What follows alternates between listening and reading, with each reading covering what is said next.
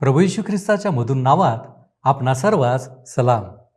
उपासना कार्यक्रमामध्ये आपले हार्दिक स्वागत. प्रियानो, येशू ख्रिस्त स्वर्गीय वैभव सोडून मानव जो त्याची निर्मिती त्या आपणाकडे आला. त्याचे पृथ्वीवर येणे काही अपघात नव्हता, तर ते नियोजित, परिपूर्ण आणि मानवाच्या उद्धारासाठी होते. ती योजना अनेकांना पापाच्या ओझ्यातून मुक्त करणारी होती. मानवाप्रती देवाच्या योजना, कल्पना किती उच्च असतात त्यांचेच हे एक प्रतीक आहे. प्रियानो, आज आपण योहानकृत वर्तमान याच्या 12व्या अध्यायाची सुरुवात करणार आहोत. या अध्यायामध्ये येशूच्या पृथ्वीवरील शेवटल्या सप्ताहातील गोष्टी आपण पाहणार आहोत. त्याची सुरुवात येथे झालेली आम्हाला दिसते. येशूने आता आपल्या लोकसेवेची समाप्ती केलेली आहे. आपल्या पित्याच्या आज्ञेप्रमाणे, इच्छेप्रमाणे त्याने सर्व काही केले आहे. जे नाव त्याला देण्यात आले होते ते म्हणजे तारणारा, त्या नावाप्रमाणे आता त्याला शेवटच्या काही गोष्टी करायच्या होत्या. आता तो बेथानीस भेट देत आहे. तेथे मरिया येशूला तैल्याभंग करते. नंतर पुढच्या काही वचनांमध्ये येशूचा जयोत्सवाने यरूशलेममध्ये प्रवेश आम्हाला दिसतो. आजच्या अध्ययनात काही महत्त्वाच्या बाबी आपण पाहणार आहोत. मंडळीमध्ये विश्वासणाऱ्याचे जीवन व त्यासाठी आवश्यक असलेल्या गोष्टी, म्हणजेच विश्वासणाऱ्याचे ख्रिस्तामधील जीवन कसे असावे याबद्दल.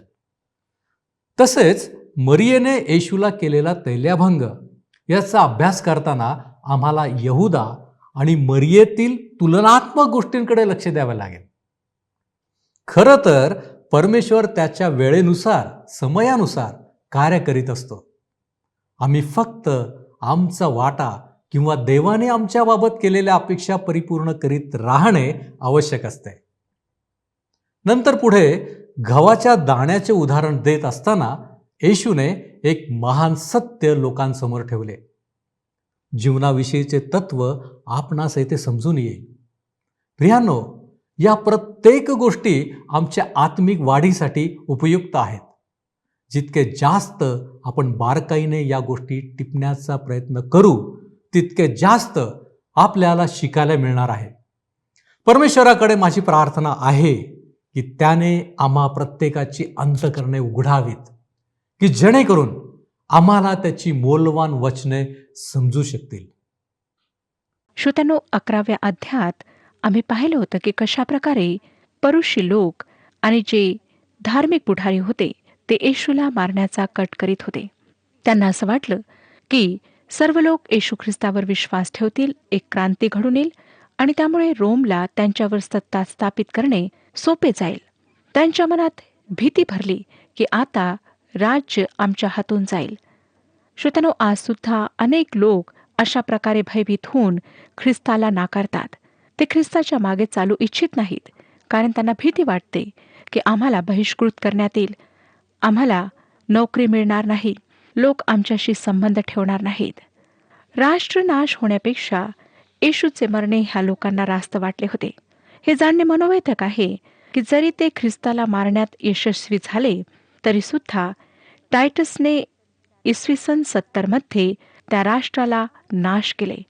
आम्हाला एक विक्षिप्त गोष्ट ह्या वचनांमध्ये वाचायला मिळाली, ती ही की कैफा जो त्या वर्षीचा प्रमुख याजक होता, त्याने अचूक असे भविष्य केले. तो भेद करणारा राजकारणी होता. नंतर आम्ही त्याचा सासरा हन्ना ह्याला सुद्धा भेटणार आहोत, जो फार नीच आणि दुष्ट सत्ताधारी होता.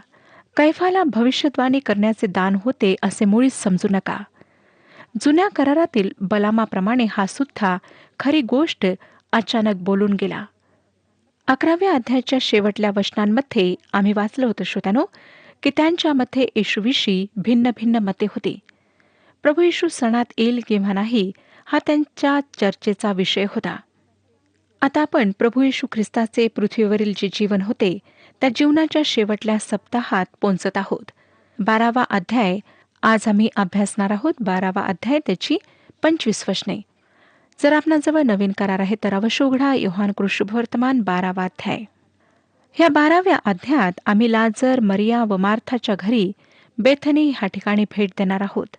या योहानाच्या शुभवर्तमानात प्रभू येशूने आपल्या लोकसेवेचा प्रारंभ गालिल येथील काना ह्या विवाहात केला. ह्या घरी भेट देण्याद्वारे तो आपल्या लोकसेवेला आता समाप्त करणार आहे. आमचा प्रभू घरांवर, कुटुंबांवर, ख्रिस्ती देवाचे भय मानणाऱ्या कुटुंबांवर जोर देत आहे. बेथानी येथे येशू जेवणावळीत भाग घेण्याकरिता येतो. 12वा अध्याय पहिली 3 वचने सांगतात, मग येशू वल्हांडणाच्या पूर्वी 6 दिवस बेथानीस आला. ज्या लाजराला येशूने मेलेल्यातून उठविले होते तो तेथे होता. म्हणून त्यांनी तेथे त्याच्यासाठी जेवणावळ केली. तेव्हा मार्था वाढीत होती आणि लाजर त्याच्या पंक्तीस बसणाऱ्यांपैकी एक होता. तेव्हा मरियेने अर्धा शेर शुद्ध जटामासीचे मौल्यवान सुगंधी तेल घेऊन येशूच्या चरणास लावले आणि आपल्या केसांनी त्याचे चरण पुसले.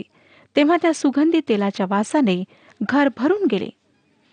यरुशलेममध्ये ते त्याला मारण्याचा कट करीत होते, परंतु येथे बेथानी त्याचे मित्र त्याच्यासाठी जेवणावळ आयोजित करीत होते. ह्या ठिकाणी वधस्तंभाच्या अगदी जवळ त्या छायेत त्याचे मित्र त्याच्यासाठी जेवणावळ आयोजित करतात. आपण ह्या प्रीतिभोजनाचे सुंदर चित्र अभ्यासावे अशी माझी इच्छा आहे. लाजर, ज्याला मरणातून जिवंत करण्यात आले होते, तो आता ख्रिस्ताच्या सहभागितेत होता. येशूने योहानकृत शुभवर्तमान 11वा अध्याय आणि 25व्या वचनामध्ये म्हटले होते, पुनरुत्थान व जीवन मीच आहे. जो माझ्यावर विश्वास ठेवतो तो मेला असला तरी जगेल. दैहिकदृष्ट्या हे लाजरच्या बाबतीत खरे होते. त्याला मृत्यूतून जिवंत करण्यात आले होते. श्रोत्यानो, हे तुमच्या व माझ्या आत्मिक जीवनाविषयी खरे आहे. आम्ही अपराध व पाप ह्यामध्ये मृत झालेले होतो. आमच्या जवळ त्याच्याविषयी काहीच ज्ञान नव्हते. त्याच्याशी आमची सहभागिता तुटलेली होती. म्हणून आमच्यासाठी त्याने म्हटले, योहानकृत शुभवर्तमान 11वा अध्याय आणि 26व्या वचनात, आणि जिवंत असलेला प्रत्येक जण जो माझ्यावर विश्वास ठेवतो तो कधीही मरणार नाही. हे तू खरे मानतेस काय? किती सुंदर चित्र ह्या ठिकाणी आहे. लाजर मृत्यूतून जिवंत झालेला, ख्रिस्तासोबत सहभागिता असलेला असा होता. मरिया त्याच्या पायाजवळ बसलेली होती, जी त्याच्या कृपेत व ज्ञानात वाढत होती. मार्था स्वयंपाक करण्यात आणि वाढण्यामध्ये व्यस्त होती. हे तिचे दान होते व ती त्या दानाचा उपयोग करीत होती. आज ह्याच 3 गोष्टी आमच्या मंडळीत असायला हव्यात. ख्रिस्तामध्ये नवीन जीवन, उपासना आणि सेवा. काही लोक पापीण स्त्री मरिया व ही मरिया ह्यांना एक समजतात, परंतु श्रोत्यांनो, ह्या दोघी वेगवेगळ्या आहेत. त्यांच्यात फक्त एकच साम्य होते, ते म्हणजे दोघींनीही केसाने येशूचे पाय पुसलेत. त्या सुगंधी तेलाच्या वासाने घर भरून गेले असे वचन आम्हाला सांगते. आता 4 ते 6 वचने वाचूया. मग त्याच्या शिष्यातील एक जण, यहुदा इस्करियोत, जो त्याला धरून देणार होता, तो म्हणाला, हे सुगंधी तेल 300 रुपयास विकून ते गरिबास का दिले नाहीत? त्याला गरिबांची काळजी होती म्हणून तो हे म्हणाला असे नाही, तर तो चोर असून त्याच्याजवळ डबी होती व तिच्यात जे टाकण्यात येई ते तो चोरून घे म्हणून तो असे म्हणाला. श्रोत्यानो, यहुदा इस्करियोत त्याचा खरा स्वभाव प्रगट करीत आहे. तो खजांची होता. त्याला गरिबांची काळजी नव्हती, स्वतःची मात्र होती. तो चोर होता.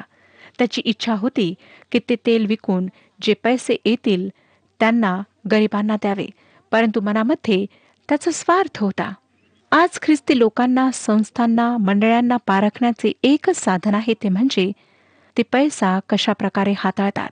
ज्या कार्यासाठी पैसा देण्यात येतो त्या कार्यासाठी त्या पैशाचा उपयोग होत आहे किंवा नाही, किंवा त्याला दुसऱ्या खात्यात टाकून उपयोगात आणल्या जाते, हे पाहणे महत्त्वाचे आहे.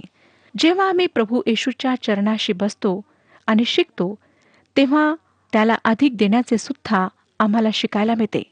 ज्या जटामासीचे ते तेल होते ते भारत देशातून गेले होते, कारण त्या जटामासी हिमालयात होणाऱ्या होत्या आणि फार महाग होत्या. मरियेने ते स्वतःसाठी गोळा करून ठेवले होते. 7 आणि 8 वचने सांगतात, ह्यावरून येशूने म्हटले, हिच्या वाटेस जाऊ नका. माझ्या उत्तर कार्याच्या दिवसासाठी ते तिला ठेवू द्या, कारण गरीब नेहमी तुमच्याजवळ आहेत, परंतु मी तुमच्याजवळ नेहमी आहे असे नाही. ही फार लक्षात घेण्यासारखी घटना आहे. प्रभू येशू म्हणतो की तिला ते माझ्या उत्तर कार्यासाठी ठेवू द्या. सर्व जगाच्या पापांसाठी प्रभू येशू मरणार हे तिला कळले होते, म्हणून तिने वेळेआधीच त्याला तेलाभ्यंग केला. यहुदा व मरियेत किती परस्पर विरोध आहे हे लक्षात घ्या. येथे प्रकाश आणि अंधकार एकत्र आलेले आहेत. तो म्हणतो की गरिबांची सेवा तुम्ही नेहमीच करू शकता, परंतु त्याच्या चरणाजवळ बसून त्याची सेवा न करणे हे मात्र योग्य नाही. ह्या ठिकाणी तो म्हणतो की गरीब तुमच्यासोबत सदैव आहेत, मी तुमच्यासोबत राहणार नाही. श्रोत्यानो, असं नका समजू की तो स्वतःचा जो दावा आहे की मी सदैव तुमच्यासोबत आहे त्याच्या विरुद्ध बोलत आहे, असं नाही. परंतु तो ह्या ठिकाणी सांगत आहे की ह्या वेळेला मी तुमच्यासोबत अधिक वेळ राहणार नाही, कारण मला वधस्तंभावर मरायचे आहे आणि मी ह्या जगातून जाणार आहे. परंतु गरीब तुमच्यासोबत राहतील. आज तो आमच्यासोबत आत्म्यामध्ये आहे. 9 ते 11 वचने वाचूया. 12 अध्याय 9 पासून 11 वचने. तो तेथे आहे असे यहुदी लोकांपैकी पुष्कळांना कळले, आणि केवळ येशूकरिता नाही, तर ज्या लाजराला त्याने मेलेल्यातून उठविले होते त्यालाही पाहण्याकरिता ते आले. मुख्य याजकांनी लाजरालाही जीवे मारण्याचा निश्चय केला, कारण त्याच्यामुळे पुष्कळ यहुदी त्यांना सोडून येशूवर विश्वास ठेवित होते.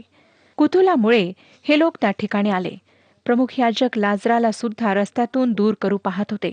12 वचन सांगतं, दुसऱ्या दिवशी सणास आलेले पुष्कळ लोक येशू येरुशलेमेस येत आहे असे ऐकून खजुरीच्या झावळ्या घेऊन त्याच्या भेटीस बाहेर निघाले. ह्या ठिकाणी दिसतं श्रोत्यानो की लोकांमध्ये त्याच्याविषयी विभिन्न मते होती. काही लोक त्याला आदर देत होते, काही लोक कुतूहलामुळे त्याला पाहण्याचा प्रयत्न करीत होते. मत्तेयामध्ये येशू जन्मला आणि मागी लोक त्याचा शोध घेत येरुशलेम ह्या ठिकाणी विचारपूस करू लागले आणि त्या ठिकाणी आले. ते म्हणाले की यहूद्यांचा राजा जो जन्मणार तो कुठे आहे?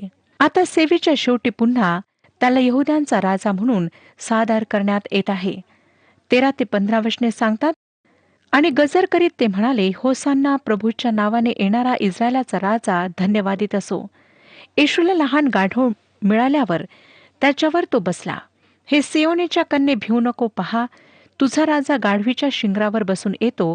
ह्या शास्त्रलेखाप्रमाणे हे घडले. लोकांकरिता राजा म्हणून स्वतःला सादर करण्याची ही एक उघड देणगी होती, परंतु त्यांनी ती नाकारली. आता तो लोकांमध्ये मिसळून त्यांना शिकवणार नव्हता, ते त्याने बंद केले होते. आता जे काही तो करीत आहे ती भविष्यद्वाणीची पूर्ती करण्याकरिता करीत आहे. तो आता स्वतःला राष्ट्रासाठी अर्पण करणार आहे. श्रोत्यानो, प्रभू येशूचा खरे पाहता हा विजयी प्रवेश नव्हता. तो मेंढरे दरवाजाने आत आला, परंतु आता तो उघडपणे लोकांच्या देखत येरुशलेम शहरात प्रवेश करून स्वतःला जाहीर करीत आहे. हे तो जखऱ्याचे पुस्तक 9 अध्याय आणि 9 वचनामध्ये जी भविष्यद्वाणी लिहिण्यात आली आहे त्या भविष्यद्वाणीला पूर्ण करण्याकरिता करीत आहे. तो येरुशलेमेत देवाचे वचन व देवाची इच्छा पूर्ण करण्याकरिता आला. योहान प्रभू येशूच्या प्रवेशाविषयी फार थोडे सांगतो, परंतु तो हे सुद्धा सांगतो की ह्याद्वारे जखऱ्याची भविष्यद्वाणी जी आहे 9 अध्याय 9 वचनात तिची परिपूर्ती झाली. ते त्यांच्या राजासोबत आता काय करतील?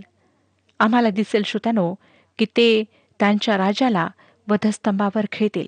16 वचन, 12 अध्याय 16 वचन. प्रथम ह्या गोष्टी त्याच्या शिष्यांना समजल्या नव्हत्या, परंतु येशूचे गौरव झाल्यावर त्यांना आठवण झाली की त्याच्याविषयी ह्या गोष्टी लिहिलेल्या असून त्याप्रमाणे लोकांनी त्याला केले. योहानाने ह्या गोष्टी बऱ्याच वर्षानंतर लिहिल्या व तो हे कबूल करतो की त्या दिवसात प्रभू येशू काय करीत होता हे त्यांना समजले नव्हते. मरियेला त्याच्या मृत्यूविषयी माहीत होते. जेव्हा तो पुनरुत्थित झाला, गौरवी झाला, तेव्हा मात्र त्याच्या शिष्यांना कळले की त्याने काय म्हटले होते. 17 ते 19 वचने. त्याने लाजराला कबरेतून बोलावून मेलेल्यातून उठविले. त्यावेळेस जो लोकसमुदाय त्याच्याबरोबर होता त्याने त्याबद्दल साक्ष दिली. त्याने हे चिन्ह केले होते असे त्यांनी ऐकले, म्हणूनही लोक त्याला भेटावयास गेले. मग परुषी एकमेकास म्हणाले, तुमचे काही चालत नाही हे लक्षात आणा. पहा, जग त्याच्या मागे चालले आहे. येशूने केलेल्या चिन्हांमुळे लोकांमध्ये कुतूहल होते, उत्साह होता. त्यांचे सर्व आकर्षण लाजर होता, ख्रिस्त येशू नाही. परुषी त्याला मारण्याकरिता टपून होते. सणाच्या निमित्ताने येरुशलेममध्ये खूप गर्दी होती. अर्थातच वधस्तंभावर न जाता सुद्धा त्याला मुकुट मिळाला असता, तरी सुद्धा जर त्याने सरळ मुकुट घातला असता तर तो आज सत्ताधारी नसता व तुमचे व माझे तारण झाले नसते. तुमचे व माझे तारण करण्याकरिता त्याला त्या वधस्तंभावर मरावे लागले, स्वतःचे रक्त सांडवावे लागले. मृत्यूपूर्वी जरी हे काही क्षण विजयाचे होते, तरी हा विजयी प्रवेश नव्हता. जेव्हा तो भविष्यात राजांचा राजा प्रभूंचा प्रभू म्हणून येईल, तेव्हा तो प्रवेश त्याचा खरा विजयी प्रवेश असणार आहे. 20-22 वचने वाचूया. सणात उपासना कराव्यास आलेल्या लोकांपैकी काही हेलेनी होते. त्यांनी गालिलातील बेथ सैदाकर फिलिप ह्याच्याजवळ येऊन विनंती केली की, महाराज, येशूला भेटावे अशी आमची इच्छा आहे. फिलिपाने येऊन अंद्रियाला सांगितले आणि अंद्रिया व फिलिप ह्यांनी येऊन येशूला सांगितले. येशूने मंदिरात प्रवेश केला. तेथे स्त्रिया व गैर यहुद्यांसाठी कोर्ट होते. जेथे येशू होता तेथेही हेलेनी जाऊ शकत नव्हते. फिलिपचे नाव हेलेनी होते व तो हेलेनी भाषा बोलत असेल म्हणून हे लोक त्याच्याकडे आलेत. त्याने अंद्रियाला सांगितले व दोघांनी मिळून हेलेन्यांना येशूकडे आणले. 23 आणि 24 वचने पहा काय सांगतात. येशूने त्यांना म्हटले, मनुष्याच्या पुत्राचे गौरव होण्याची वेळ आली आहे. मी तुम्हाला खचित खचित सांगतो, गव्हाचा दाणा जमिनीत पडून मेला नाही तर तो एकटाच राहतो आणि मेला तर पुष्कळ फळ देतो. जेव्हा आमचा प्रभू खचित असा शब्द वापरतो तेव्हा तो काही महत्वाचे बोलणार हे निश्चित असते. आणि जेव्हा त्याने खचित खचित असे 2दा म्हटले तेव्हा तो जे काही बोलणार ते अतिउत्तम असणार हे मात्र नक्की. 25 वचन वाचूया. 12 अध्याय 25 वचन. जो आपल्या जीवावर प्रीती करीतो तो त्याला मुकेल, आणि जो ह्या जगात आपल्या जीवाचा द्वेष करीतो तो त्याचे सार्वकालिक जीवनासाठी रक्षण करेल. त्यांना म्हणजे शिष्य व हेलेनी ह्या दोहोंना असं वाटतं श्रोत्यानो की येशू त्यांच्याशी बोलण्याकरिता बाहेर आला. तो आता त्यांचे लक्ष वधस्तंभाकडे खेचित आहे. तो वधस्तंभाच्या छायेत आहे. तो त्यांना म्हणतो, वेळ आली आहे. कोणती वेळ? ज्यासाठी तो अनंतातून बाहेर आला, ज्याकडे त्याचे संपूर्ण जीवन वाटचाल करीत होते. त्या संघर्षाची वेळ आता आली होती. सेवेच्या सुरुवातीला त्याने आईला काय म्हटले होते ते आपणाला आठवते का? त्याने म्हटले होते की माझी वेळ अजून आली नाही. परंतु आता त्याची वेळ आलेली होती. तो वधस्तंभावर मरण्याकरिता जाणार आहे. साधारण रोमी लोकांची वधस्तंभाविषयी जी धारणा होती त्यापेक्षा फार भिन्न अशी धारणा प्रभू येशूची होती. त्यांच्याकरिता वधस्तंभ अपमान, लज्जा आणि अपकीर्तीची गोष्ट होती. परंतु ख्रिस्तासाठी मात्र ते एक गौरव होते. तो मृत्यू सहन करीपर्यंत आज्ञाधारी राहिला. गलतीकरासपत्र 3 अध्याय आणि 13 वचन सांगतं, आपणाबद्दल ख्रिस्त शाप झाला आणि त्याने आपणाला नियमशास्त्राच्या शापापासून खंडने भरून सोडविले. जो कोणी झाडावर टांगलेला आहे तो शापित आहे असा शास्त्रलेख आहे. 3ऱ्या दिवशी तो मृतातून जिवंत झाला आणि आदर व गौरवाचा मुकुट त्याला घालण्यात आला. इब्रिलोकासपत्र 12 अध्याय 2 वचन सांगतं, इब्रिलोकासपत्र 12 अध्याय 2 वचन, आपण आपल्या विश्वासाचा उत्पादक व पूर्ण करणारा येशू ह्याच्याकडे पाहत असावे. जो आनंद त्याच्या पुढे होता त्याकरिता त्याने लज्जा तुच्छ मानून वधस्तंभ सहन केला आणि तो देवाच्या राजस्थानाच्या उजवीकडे बसला आहे.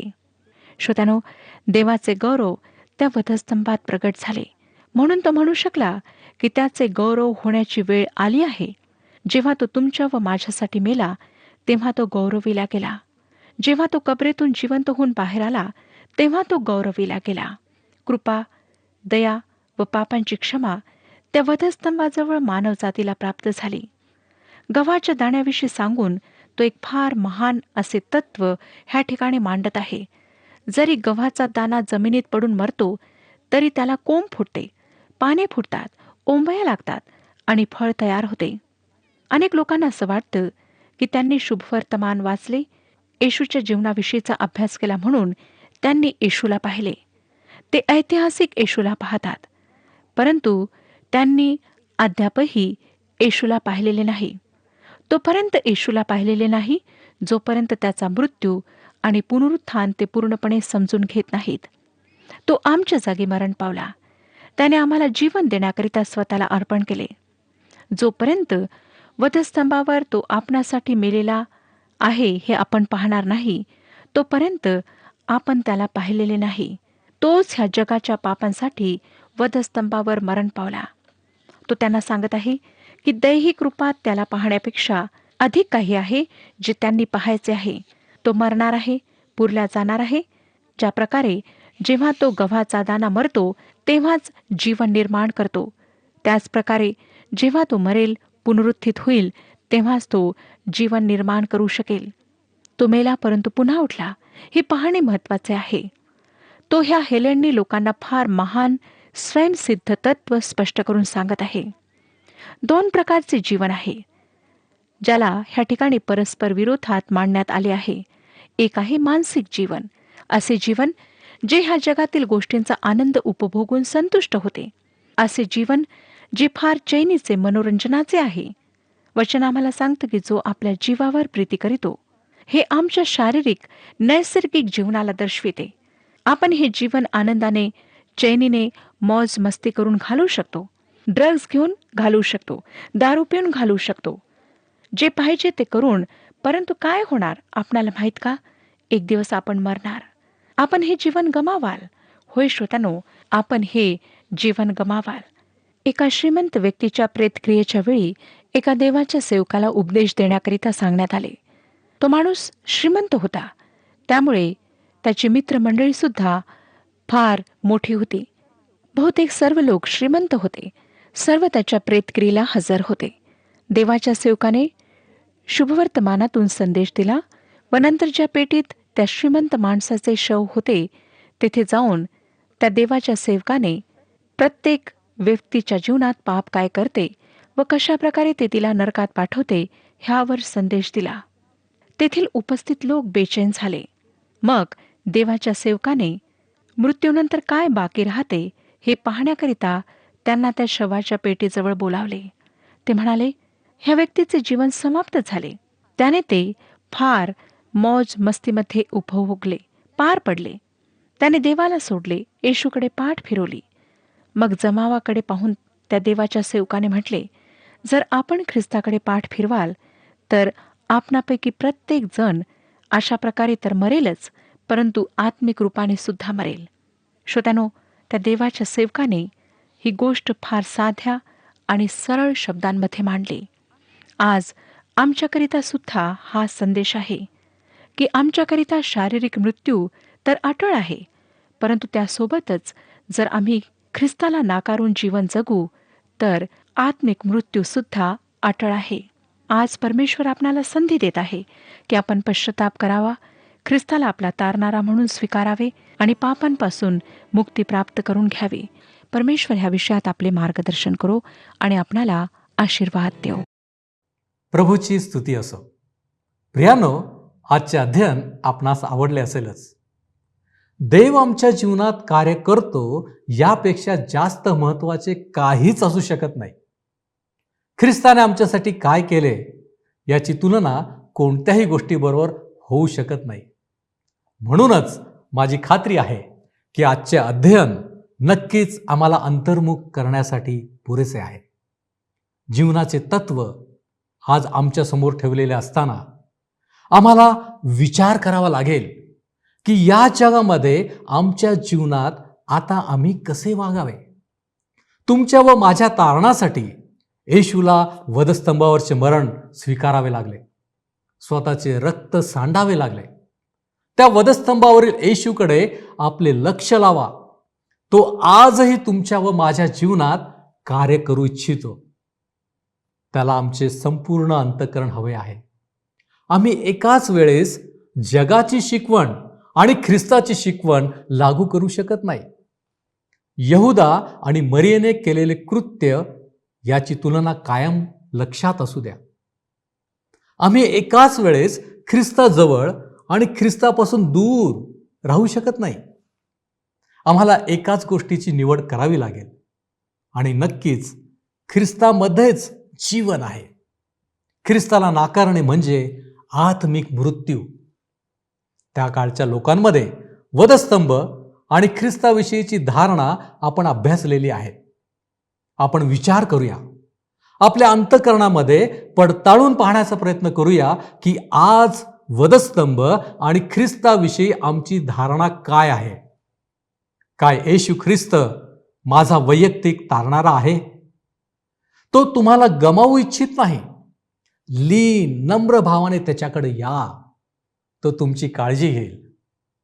परमेश्वर करो आणि ख्रिस्ताच्या बलिदानाचे महत्त्व आमच्या जीवनाद्वारे प्रगटले जाओ. आपण प्रार्थना करू.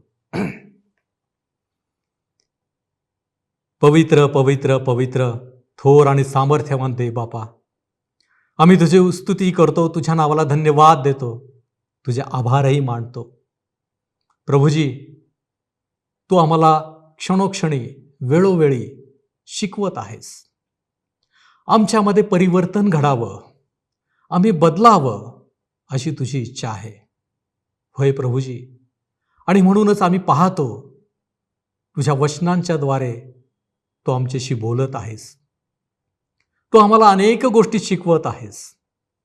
प्रभूजी, आज जो तुलनात्मक अभ्यास आम्ही करण्याचा प्रयत्न केला, प्रभूजी, तो अभ्यास आमच्यासाठी आशीर्वादाचा कर. या गोष्टी समजून येण्यासाठी प्रभूजी तू आमचे अंतःकरण मृदू आणि सौम्य कर. त्या अंतःकरणाने या गोष्टी स्वीकाराव्यात याच्यासाठी तू आम्हाला सहाय्य कर. प्रभूजी, दररोज आणि दररोज आमची आत्मिक उन्नती होत राहावी आणि आमच्यामधील बदल प्रभूजी तुला दिसावा. आणि यासाठी प्रभूजी आम्ही स्वतःला तुझ्या हातामध्ये सोपवून देतो. तू आमचा स्वीकार कर, तू आम्हाला आशीर्वादित कर. सर्व मान महिमा आणि गौरव आम्ही तुला देतो आणि या विनंत्या मागण्या धन्य तारक प्रभू येशू ख्रिस्त याच्या गोड आणि गौरवी नावात करतो, म्हणून तू ऐक. आमेन. परमेश्वर आपणास आशीर्वादित करो.